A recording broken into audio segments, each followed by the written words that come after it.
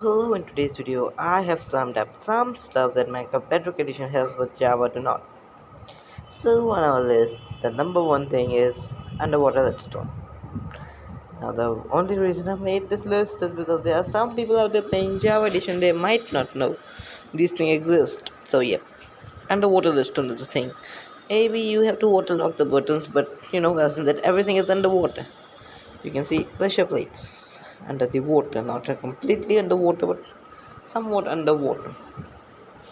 The stone components are perfect under the water. They do not change. Like look, waterlocked, waterlocked. Everything can be waterlocked here. Even a lever, a comparator, repeater, anything can be waterlocked, and also it do not have to be a full block. It can be a flowing water. Okay, you can also make this little stone clock if you want to. Go ahead like this, and there you have it. Put repeaters in the middle, of course. That's how you make a very basic stone clock, and boom. Now just activate it and it should work like this. Yeah, it works now. There you go. So this is a bedrock edition only feature, and underwater redstone is only in bedrock edition. If you ever tried in Java, you'll find out this does not really work out that well there. But look at this, it works under the water and outside the water. No difference. All of the things shown in this video are bedrock exclusive.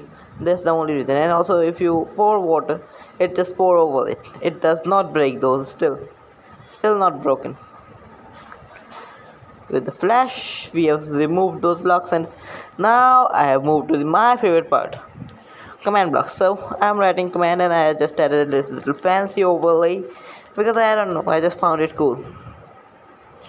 So here you go. This is a camera command newly added to Bedrock Edition. It is exclusive to Bedrock Edition. And with this command, you can actually move your camera to a certain position in a certain way, or you can lock your camera somewhere, or you can just make a fancy third camera that follows you, like a third person, but fully customizable. It can also turn into first person, but completely horrible. That's different. That is not what I'm talking about at this point. Currently, I'm talking about is this command that I've put right here. Now the way this command works is fancy. I guess you can call it fancy. It just is this block behind you or away from you, and the rotation value is where it has to face. Facing value is a ROT value that you see is the facing value, I guess you can call it, where it will face would be. So some technical difficulties later. Like you can see, it is stuck there. It should not have happened. Technical difficulty. So there you have it. It works now. So I just added the player value in the 0.75 super slow. Use smaller numbers like 0.2 or something. It is good. It is still slow, but just a reasonable slow. Not like extremely slow amount like 0.75 or 1 or 10 or something like that. It will be like extremely slow if you want like recording something like cinematics. It would be bad. Now this camera command is one of my personal favorite. Like look at how cool this is. You can stay wherever you are and the camera will just do everything for you. You don't even have to move, like even a tiny bit movement is not required. So you can see this is how it works. And else in this camera command I also have one more command. That's also a command. Yep. The camera and the other command is not camera. Two, if you turn off the camera command, your camera will stay wherever it is, okay? Because it was updating every game take, and now it isn't updating every game take. So now the camera will stay, will not move at all until unless you turn the command box again one more time. You can change this value in sign, in out sign, in circle, in it's up to you actually. Completely customizable. I don't see any difference in all of those, but you know what? There would be I just don't know what the difference is actually. Yep, that was necessary, super necessary. So yep, I actually kind of don't know the difference between these inside, not inside, those stuff. But you know what? It is not really a difference. Now you can turn the command blocks off and stare into yourself like this. Hello, hello to myself. I guess you can turn it back on, and it will again follow you. And to disable it, you have to use a different command. So yeah, that's not what I'm showing right now. I'm showing what Bedrock Edition has, Java do not. So this should be one of those, right? This is the play animation command that Java do not have. This is like fancy way of making stuff move. It is the more like forcing animation to be played on the entity. Okay, you can force any mob's animation on any other mob, which means you can turn yourself into warden because you can force the warden animation, but they look kind of broken now. This is a guest scale animation, which makes the guest look that big because yeah, guests are not that big actually. They are regular sized mobs. I'm pretty sure because they were running pretty low on the budget, so they just made regular mobs and had a whole command for that to be making them giant, I guess.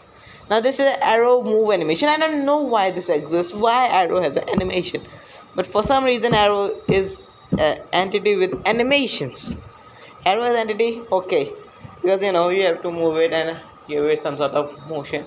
It has to be an entity, but it has animations too. That's one thing that doesn't make sense to me. But that is not what we are talking about in this video.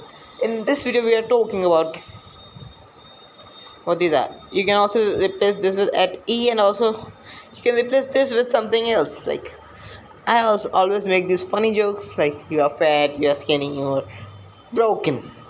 Yep, broken. Literally. Look at this. This is fox sitting animation. Yes, foxes sit like this. If you summon a fox, it will look normal.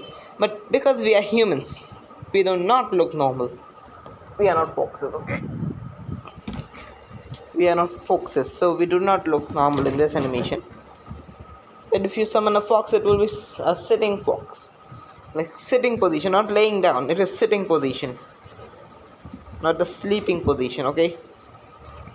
Now you can see I am pretty broken with the help of this command. Now I only remember 4 because 4 is enough.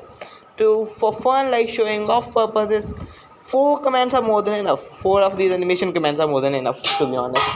Like the 4th is just overkill for dance. Like look, I'm dancing, boom boom boom boom. Look, my hands are shaking. Look, I'm dancing. That's like 4th command is like a bit of a overdue. So yeah, these 3 are pretty fun. The 4th one is actually something different, but I want to first clear my camera out so I look like a regular human again. I can see like a regular human again. Now look at this command block. We can change this to something different, such as a evoker casting animation. Now evoker casting animation is the animation that evoker uses when it casts a magical spell. Yep, we have a command to run every single animation in the game. We can control which animation I want. I can tell myself to sniff and sniff for seeds. Yes, I can. But that sounds very weird. And look at my hands.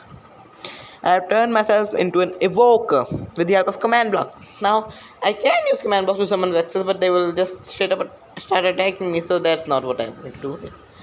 That's not what the video is about. This is about the changes that Bedrock in Java Edition has. So, these are all my points about the changes, okay? And all of these, my favorite is underwater redstone is not really the thing I use because I don't do the redstone stuff, and I completely forgot to mention we have waterlock pistons too. Yes, pistons can be